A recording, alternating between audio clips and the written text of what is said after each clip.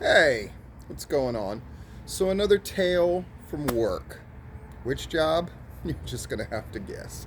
Um, it's a little slow at one of my jobs right now, so it's a good time to tell this story.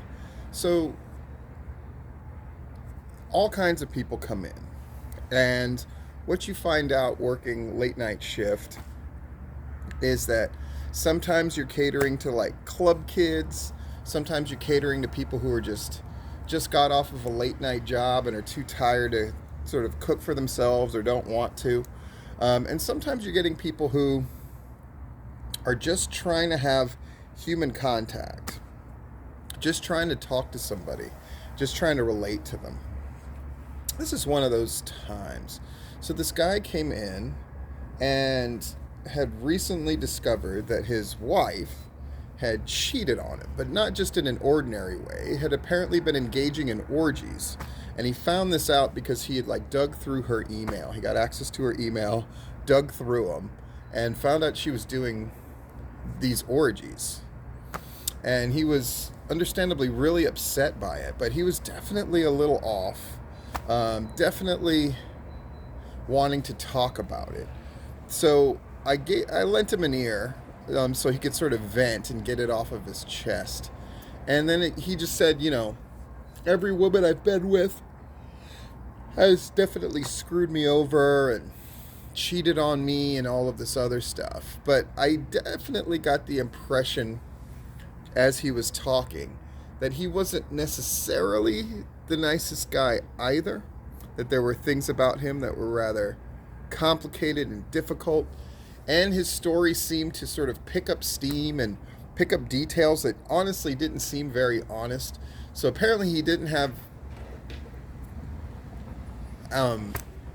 custody of his kids, and what was the other detail he put in? Oh yeah, so he didn't have custody of his kids, so he went to go see his kids, and when he showed up, his wife had some white supremacist with her that wanted to jump him and attack him, but he was able to get away, and he just kept adding more and more details that made her look worse and worse. It's almost like he was trying to pull out the right buzzwords.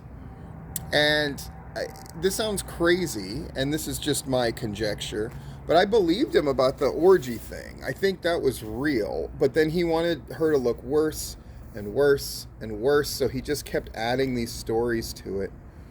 And believe it or not, people I know will ask me, what do you think about this kind of thing when you hear these kind of wild and crazy stories? And it actually makes me sad, because what you're looking at is a person who's hurting, not just because of the details of the stories that they're telling and things that may or may not have happened to them for real, but just the fact that it's their sort of awkward way of connecting with you and just wanting a little bit of sympathy. And it's almost like they're saying the craziest things that they can to make sure that you connect with them. So that's what I try to do.